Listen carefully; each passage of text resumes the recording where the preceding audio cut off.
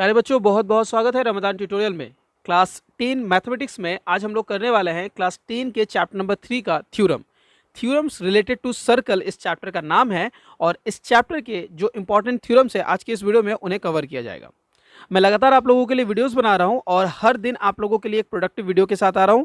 इस वीक के सीरीज में कौन कौन से वीडियोस आएंगे ये मैंने ऑलरेडी आप लोगों को बता दिया है, आप स्क्रीन पे देख सकते हैं। प्लीज़ इस वीक के सारे शेड्यूल के लिए रेडी हो जाइए और हर दिन सुबह 10:30 बजे हमारे वीडियोज़ के लिए रेडी होकर हमारे चैनल पे पहुंच जाइए ठीक सुबह 10:30 बजे। अगर आपको लगता है कि आपको इस टाइम से या इन वीडियो के कंटेंट में कुछ चेंजेस चाहिए तो प्लीज़ हमें कमेंट करके जरूर बताएं। अकॉर्डिंग टू योर नीड हम लोग अपने वीडियोज़ को बनाएंगे। तो चलिए आज का वीडियो स्टार्ट करते हैं, डिस्कस करते हैं चैप्टर नंबर 3 पर।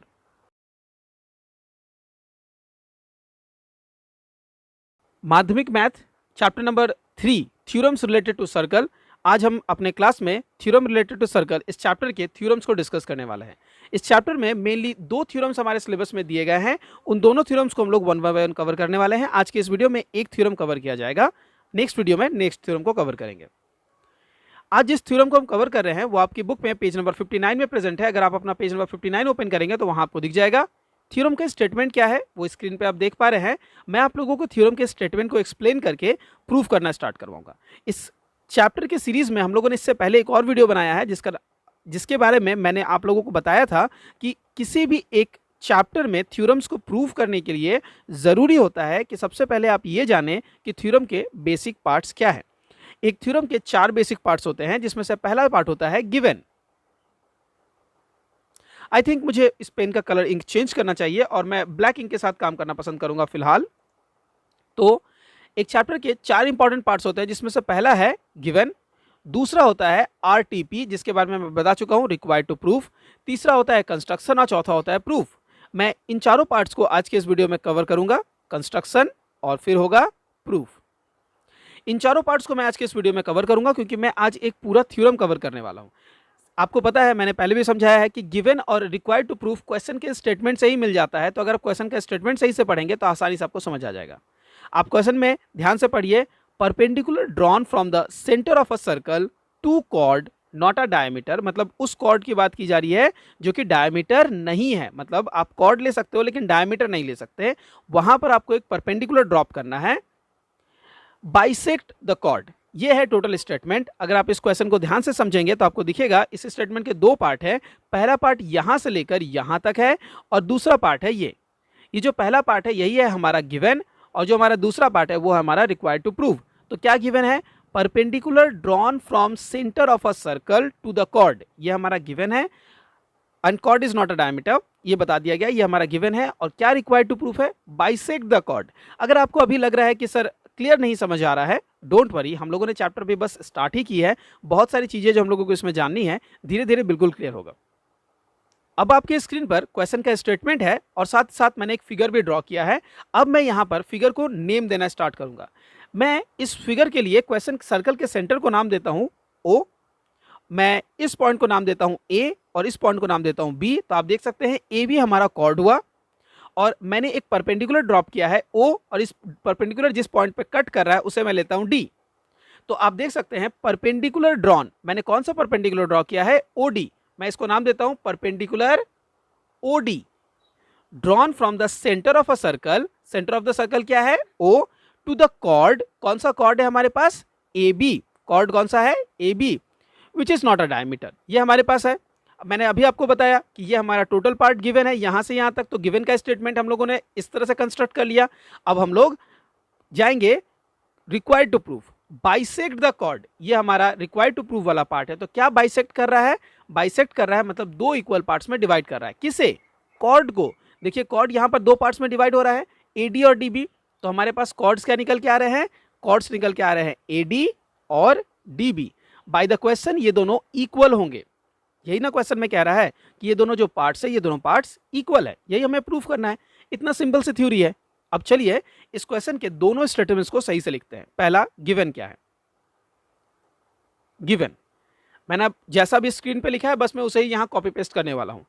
Perpendicular OD drawn from the centre of a circle O to the chord AB, which is not a diameter. Can you see what I have done here? I have just modified the statement a little, but written the same thing. तो given मेरा लिखना हो चुका है. अब मैं क्या लिखूंगा? RTP यानी रिक्वायर्ड टू प्रूव. क्या है मेरा रिक्वायर्ड टू प्रूव इस क्वेश्चन में? Bisect the chord, right? Bisect the chord I dot E dot, that is, इसे पढ़ते हैं, that is AD equals to DB. तो हमें बस यही वो पार्ट है जो प्रूव करना है. आपको पता है एक थ्योरम के 4 पार्ट्स में से 2 पार्ट्स हो चुके हैं, फर्स्ट सेकंड. मैं लिखूंगा थर्ड पार्ट, कंस्ट्रक्शन. मैंने कहा था, शायद आप लोगों को याद होगा, थ्योरम्स में कुछ कंस्ट्रक्शन करने की जरूरत होती है. कभी कभी बिना कंस्ट्रक्शन के भी थ्योरम प्रूव होता है, लेकिन यहां हमें कंस्ट्रक्शन करना पड़ेगा. ये जो लाइन मैंने OA और OB ज्वाइन कर रखा हुआ है, ये हमारे थ्योरम में नहीं दिया हुआ था, तो मैं कंस्ट्रक्शन में लिखूंगा OA and OB are joined. Clear? Construction मैंने कर दिया है, तो अब मैं अपना प्रूफ स्टार्ट करूंगा. अगर मैं इसको प्रूफ करना चाहता हूं तो सबसे पहले मैं प्रूफ का बेसिक समझाना चाहता हूं कि मैं आखिर करने वाला क्या हूं. मैं जब इसका प्रूफ स्टार्ट करूंगा, मैं सबसे पहले, आप देख पा रहे हैं यहां 2 ट्रायंगल्स, इन दोनों ट्रायंगल को कॉन्ग्रुएंट प्रूफ करूंगा. ट्रायंगल की कॉन्ग्रुएंसी के लिए आपको पता है 3 शर्तें होती हैं, SSS, SAS और ASA. मैं उसमें से किसी एक शर्त को प्रूव करूंगा, और अगर मैंने दोनों को कॉन्ग्रुएंट प्रूव कर दिए तो इसके सारी चीजें इक्वल होंगी. कॉन्ग्रुएंसी के बारे में अगर आपको आइडिया नहीं है तो हमारे चैनल पर इसके लिए भी वीडियो है. बेसिक्स ऑफ थ्योरम के नाम पर सर्च कीजिए, basics of theorem by Ramadan tutorial, आपको वो वीडियो मिलेगा, और उस वीडियो को अच्छे से स्टडी कीजिए, आपको कॉन्ग्रुएंसी के बारे में क्लियर आइडिया मिल जाएगा. तो चलिए इस क्वेश्चन के थ्योरम को प्रूव करते हैं जो कि कॉन्ग्रुएंसी पे बेस्ड है. मैं आपको बता रहा हूं 2 ट्रायंगल ODA और ODB. मैं लेता हूं triangle ODA and triangle ODB, और इन दोनों में मुझे 3 चीजें सर्च करनी है. वो तीनों साइड्स हो सकते हैं, वो तीनों एंगल्स हो सकते हैं, तीनों एंगल्स नहीं हो सकते हैं. हमें क्राइटेरिया पता है, SSS ये थ्योरम्स के बीच में नहीं आना है, SAS और ASA, यानी कि आप या तो तीनों साइड ले सकते हैं, या 2 साइड के साथ एक एंगल ले सकते हैं, या एटलीस्ट एक साइड और 2 एंगल ले सकते हैं. ये 3 क्राइटेरिया है. मैं सर्च करता हूं, सबसे पहले मैं सर्च करता हूं मुझे कितने साइड्स मिल रहे हैं. मुझे पहला साइड तो ये पता चल रहा है, जैसा कि मुझे पता है OA और OB ये इक्वल है. ये मुझे पता है कि OA is equals to OB. अब आप लोग सोच रहे होंगे कि मैंने ये लिख तो दिया, लेकिन ऐसा क्यों है? आपको पता होना चाहिए, जब भी आप थ्योरम लिखते हैं, किसी भी स्टेटमेंट को यहाँ लिखेंगे तो उसका रीजन यहाँ लिखना जरूरी है, वरना मार्क्स कट जाएगी. इसलिए बच्चों इसका बहुत ध्यान रखें. OA is equals to OB लिखिएगा, और आपको पता है ये दोनों ही एक सर्कल के रेडियस है. क्या रेडियस का वैल्यू कभी चेंज हो सकता है? नहीं. तो क्या है? Since they are radius of same circle. बहुत सारे बच्चे क्या करते हैं, इसे शॉर्टकट में लिखते हैं, जहां पर वो ये लिखना भूल जाते हैं कि ये सेम सर्कल के रेडियस है. रेडियसेस डिफरेंट हो सकते हैं, लेकिन अगर सेम सर्कल है तो डिफरेंट नहीं होंगे. तो ये सेम सर्कल वर्ड यहां बहुत इंपॉर्टेंट रोल प्ले करता है. फर्स्ट पॉइंट क्लियर हो चुका है. सेकंड पॉइंट की तरफ बढ़ते हैं. सेकंड पॉइंट में हम लोग क्या सर्च करेंगे? मैं और साइड सर्च करता हूं. तो मुझे दिख रहा है ये जो OD वाली साइड है, ये दोनों ट्रायंगल में प्रेजेंट है. तो OD इज इक्वल्स टू, मैं OD लिख सकता हूं, क्योंकि दोनों ट्रायंगल में प्रेजेंट है और दोनों इक्वली होने वाला है. तो OD इक्वल्स टू OD हो गया. इसे हम लोग कह सकते हैं कॉमन साइड. Common side. तो देखिए, अब तक मैंने 3 चीजों में से 2 चीजें सर्च कर ली हैं, 2 साइड्स मैंने देख ली हैं. अब अगर मैं थर्ड साइड की बात करूं, AD और DB, तो आपको पता है AD और इज इक्वल्स टू DB जो है, यही तो हमें प्रूव करना है. तो ये तो हो ही नहीं सकता कि वो ऑलरेडी इक्वल है, क्योंकि अगर ऑलरेडी इक्वल होते और हमारे पास इसका रीजन होता तो हम इसे प्रूव कहां से कर रहे होते? हमें तो ऑलरेडी पता होता, राइट? तो ये तो नहीं है. तो हमारे पास कितनी चीजें आ गई? 2 साइड्स आ गए. अब हमारे पास अगर 2 साइड्स आ गई है, यानी ऑब्वियस सी बात है कि एक एंगल सर्च करना पड़ेगा और हमारा SAS क्राइटेरिया यूज होगा. एंगल कहां पर प्रेजेंट है? चलिए सर्च करते हैं. मुझे दिख रहा है यहां पर जो एक एंगल बन रहा है और यहां जो एंगल बन रहा है, आई होप आप लोगों को भी दिख रहा होगा, ये दोनों एंगल्स इक्वल है, जो कि 90 डिग्री के हैं. ODA और ODB दोनों इक्वल्स है. थर्ड नंबर पॉइंट में एंगल ODA और एंगल ODB ये दोनों इक्वल है. क्यों दोनों इक्वल है? इसका भी रीजन आपको लिखना पड़ेगा. Both of them are 90 degree. क्यों 90 डिग्री है? क्योंकि OD AB के ऊपर में परपेंडिकुलर है। देखिए मैंने बहुत सारे सिंबल्स को यूज किया है और उनको भी एक्सप्लेन कर दिया है आपको। आई होप कि आपको समझ आ रहा होगा।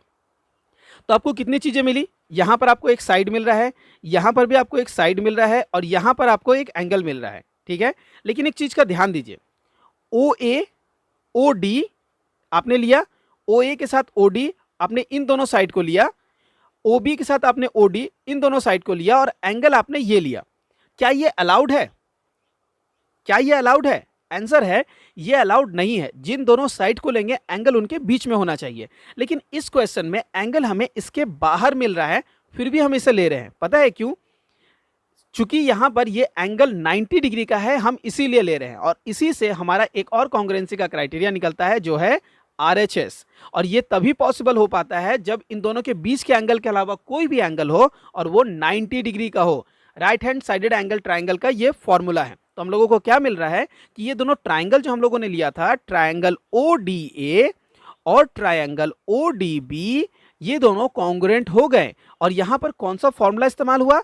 SAS इस्तेमाल हुआ? नहीं, यहां इस्तेमाल हुआ RHS, क्योंकि आपको 90 डिग्री मिल रही है और एंगल जो है वो इन दोनों के बीच से बाहर है। अगर आप लोगों को कॉन्ग्रुएंसी के बारे में नहीं पता है तो हो सकता है आपको थोड़ी कंफ्यूजन हो रही होगी। तो कॉन्ग्रुएंसी के प्रिंसिपल के हिसाब से ये हो रहा है RHS। ओके, ODA ODB और दोनों इक्वल हो गया, कॉन्ग्रुएंसी का क्राइटेरिया हो गया RHS, जिससे ये दोनों कॉन्ग्रुएंट प्रूव हुए। अब अगर दो ट्राइंगल कॉन्ग्रुएंट होते हैं तो हम उस पर इस्तेमाल कर सकते हैं CPCT। क्या इस्तेमाल कर सकते हैं? CPCT। अब CPCT क्या होता है? CPCT का मतलब, अगर आपने तीन चीजों को लेकर उन दोनों ट्राइंगल को कॉन्ग्रुएंट प्रूव किया तो एक ट्राइंगल में बाकी और तीन चीजें बची। आप लोगों ने एक साइड, दूसरा साइड और एक एंगल, तीन चीजें ली, तो अब इसमें और दो एंगल बचे और एक साइड बचा। ये सब कुछ इक्वल होगा, इसे ही कहते हैं CPCT। तो हम लोग लिखेंगे बाई CPCT, यानी CPCT के द्वारा जो भी बाकी चीजें बची हुई है सब इक्वल है। लेकिन हमें चाहिए क्या? दो साइड के अलावा तीसरा साइड चाहिए। तो हम लोग क्या लिखेंगे? AD is equals to DB, यानी तीसरा साइड भी इक्वल हो गया और इसके साथ हमारा थ्योरम प्रूव हो गया।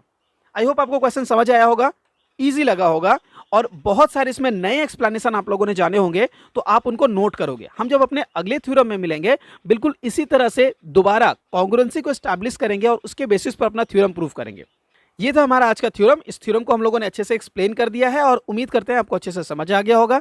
अगर ये थ्योरम समझ आ गया है तो वीडियो के कमेंट सेक्शन पे जाके कमेंट करके हमें बता दें कि हाँ आप समझ गए हैं। जिस भी जगह पर प्रॉब्लम है, गिवन, RTP, कंस्ट्रक्शन या प्रूफ, हमें वो कमेंट करके बताएं कि हमें उस जगह पर प्रॉब्लम है। अगर ट्राइंगल की कॉन्ग्रुएंसी से रिलेटेड आपको कोई प्रॉब्लम है तो प्लीज हमें वो भी कमेंट करके बता दें, ताकि कॉन्ग्रुएंसी कैसे एस्टैब्लिश की जाती है इस पर हम एक डेडिकेटेड वीडियो बनाकर आपको कॉन्ग्रुएंसी के बारे में अच्छे से अलग से एक्सप्लेन कर दें। आज के इस वीडियो में हमारे पास इतनी ही चीजें रहेंगी। आई होप कि थ्योरम आपको समझ आया होगा, वीडियो प्रोडक्टिव लगा होगा। अगर वीडियो प्रोडक्टिव लगता है तो आप इस वीडियो को एक लाइक दे सकते हैं, चैनल पे नए हैं चैनल को सब्सक्राइब कर सकते हैं। अगर इसके बाद आपको लगता है कि इस तरह के सीरीज में कुछ इनपुट्स आपके होने चाहिए, कि कुछ क्वेश्चंस चेंज होने चाहिए, कुछ चीजें ऐड होनी चाहिए, आप हमें कमेंट करके बताएं। हम हर सुबह 10:30 बजे आपको हर सब्जेक्ट से रिलेटेड एक वीडियो के साथ मिलते हैं। आपको कौन सा वीडियो चाहिए कमेंट करके जरूर बताएं। आज के इस वीडियो में इतना रहेगा, मिलता है अगले वीडियो में। Till then do take care.